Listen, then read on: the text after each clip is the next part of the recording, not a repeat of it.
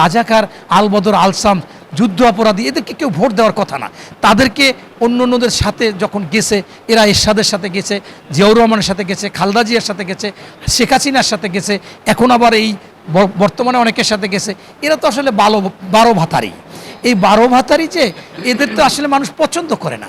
আমাদের মাননীয় প্রধানমন্ত্রী তারেক রহমানকে বলবো, আপনি অত্যন্ত ইন্টালেকচুয়াল, বুদ্ধিদীপ্ত মানুষ। কারণ আপনি যখনই দেখছেন যে 1.5 গুণ তেল এনেও তেলের লাইনে পাম্পে লাইন, এইটা তখনই আপনি জামাতের 5 জনকে নিলেন, একেবারে ম্যাজিকের মতো ওই দিনই লাইন ট্রেন আর নাই। অর্থাৎ তাইলে আপনি বুঝতে পেরেছিলেন যে এরা বাসায় বাসায় এই ডিজেলের চাষ করে, অকটেনের চাষ করে, এই মানে খাটের তলে, বাথরুমের উপরে, এখানে সেখানে, বুঝেই তাদের কমিটি দিয়েছেন। আমার মনে হয় আপনি এই জামাতের আমির সহ তাদের যদি একটা কমিটি করে দেন, অন্যদের আর রাখা লাগবে না। আমরা দেখি এই মাদ্রাসাগুলোয় ঘটে, মসজিদের ইমাম ঘটে, জামাতের নেতারা করে। এই জন্য ওনাদের এই ধর্ষণ বিরোধী বা ধর্ষণকে যাতে না হয়, এই জন্য একটা কমিটি করেন, সেই কমিটিতে ওনাদেরকে দেন, ইনশাল্লাহ ম্যাজিকের মতো আমার মনে হয় থেমে যাবে। শরীয়তপুরে জাজিরা উপজেলায় একজন মসজিদের ইমাম, জামাতের নেতা, একটা মাদ্রাসার শিক্ষক 6 বছর শিশুকে মসজিদে উঠিয়ে ধর্ষণ করা শুরু করেছিল। সেই সময় চিৎকারে লোকজন আসলে এরপর থানা থেকে প্রশাসন এসে তাকে গ্রেপ্তার করে। সে বলে যে আমি জামাতের নেতা, আমি ইমাম এই মসজিদের, আমি মাদ্রাসার শিক্ষক, আমাকে শয়তানে পাইছিল। তাহলে আপনারা কেমন ইসলাম পালন করেন যে আপনাদের এরকম শয়তানে পাবে? আপনারাই তো শয়তান তাড়াবেন। এই জন্যই তো আপনাদেরকে আমরা ইমাম মানি। আগে যে সমস্ত ধর্ষণ এবং শিশু ধর্ষণ, বলৎকার হয়েছে, যে মামলাগুলো আছে, আপনি সেই মামলাগুলো দ্রুত ব্যবস্থা নেবেন এবং পরবর্তীতে এই ধরনের কোনো কিছু হলে, এই ধর্ষণ, শিশু হত্যা, শিশু ধর্ষণ, বলৎকার হলে আপনি যেভাবে এই মামলার সাথে সাথে আপনার এটার আপনি আলামত এই করেছেন, ডিএনএ টেস্ট করেছেন, ফরেন্সিক রিপোর্ট নিয়ে এসছেন, এইটা যদি করা যায়, এইটা তো আর পরিবর্তন করতে পারবে না, তার বিচার দ্রুত হবেই। নতুবা এই বিভিন্ন এই আলামত, এই সাক্ষী সাব্যস্তের জন্য এটা হয়। আমি মনে করি এইটা আপনার করতে হবে, কারণ এই ধর্ষণ, শিশু ধর্ষণ, এই ষড়যন্ত্রকারীরাও হতে পারে যে তারা এইগুলো করতেছে। দেখেন বলৎকার হয়েছে রামপুরায়, সেখানে একটা মাদ্রাসার শিক্ষক, তাকে গ্রেপ্তার করা হয়েছে, কিন্তু সে কে?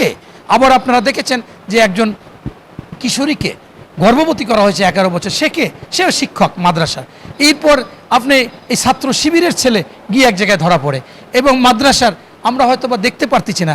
ইতিমধ্যে আপনারা দেখেছেন যে এই দেশে অস্থির করার জন্য এক ছেলের কাছে 3টে আর্মস পাওয়া গেছে।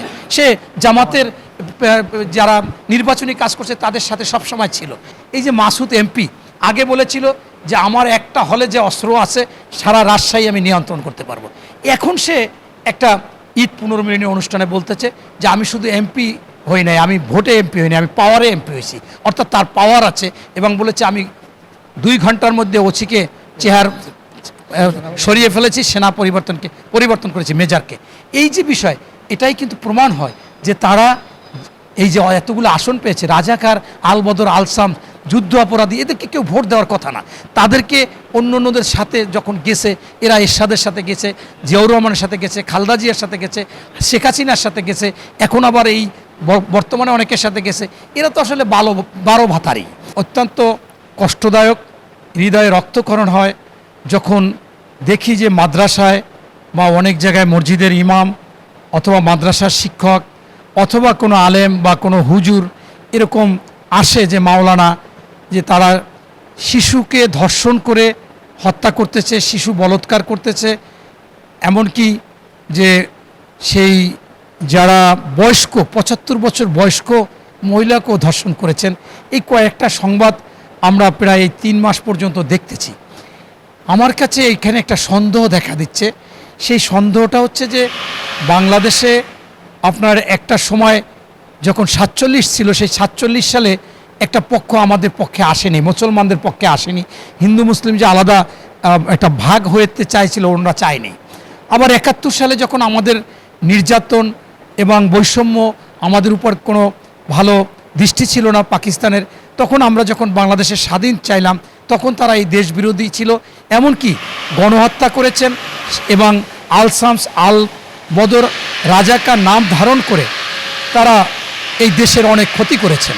তা আপনারা জানেন যে 1947 সালেও এই হিন্দু মুসলিম আলাদা মানে জাতি বিভাজন হলে তারা আমাদের মুসলমানদের পক্ষে থাকেনি, তারা ওই আকাটার পক্ষে ছিলেন বা ব্রিটিশের পক্ষে ছিলেন। এরপর যখন এই পূর্ব পাকিস্তান পশ্চিম পাকিস্তান আমরা বাংলাদেশ বৈষম্যের শিকার হচ্ছিলাম, তখন কিন্তু আমরা এই স্বাধীনতা চেয়েছিলাম, তারা স্বাধীনতা চায়নি। এমনকি আমাদের এই গণতন্ত্রের রাজকন্যা জন্মগ্রহণ করেছিলেন শহীদ প্রেসিডেন্ট জিয়াউর রহমান যখন এই বিএনপি গড়েন, সেই বিএনপির মধ্যেই লালন পালন হয়েছিলেন।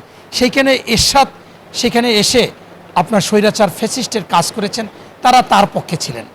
এবং এদেরই আজকে আমার কাছে মনে হচ্ছে ষড়যন্ত্র। কারণ কোথায় ইরান, সেইখানে খমেনিকে হত্যা করা হয়েছে, এই জন্য আমরা মর্মাহত কষ্ট পেয়েছি। কিন্তু ওরা বলে যে ইরানে গুলি কেন, খুনি তারেক জবাব দেয়। এর সাথে কোনো, তারেক রহমান কি জাতিসংঘের মহাসচিব? আবার মনে করেন যে একটা কিশোরী ধর্ষিত হয়েছে, একজন মাদক আসক্ত, মাধবদী নরসিংদীতে, সাথে সাথে ডিআইজি চলে গেছে। আগে কখনো কিন্তু এরকম ডিআইজি যাইতো না, বলেছে 72 ঘন্টার মধ্যে গ্রেপ্তার করব।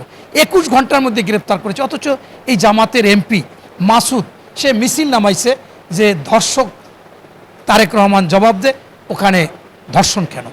তাহলে আপনারা যে আজকে একেবারে আপনারা দেখেছেন শরীয়তপুরে জাজিরা উপজেলায় একজন মসজিদের ইমাম, জামাতের নেতা, একটা মাদ্রাসার শিক্ষক 6 বছর শিশুকে মসজিদে উঠিয়ে ধর্ষণ করা শুরু করেছিল। সেই সময় চিৎকারের লোকজন আসলে এরপর থানা থেকে প্রশাসন এসে তাকে গ্রেপ্তার করে। সে বলে যে আমি জামাতের নেতা, আমি ইমাম এই মসজিদের, আমি মাদ্রাসার শিক্ষক, আমাকে শয়তানে পাইছিল। তাহলে আপনারা কেমন ইসলাম পালন করেন যে আপনাদের এরকম শয়তানে পাবে?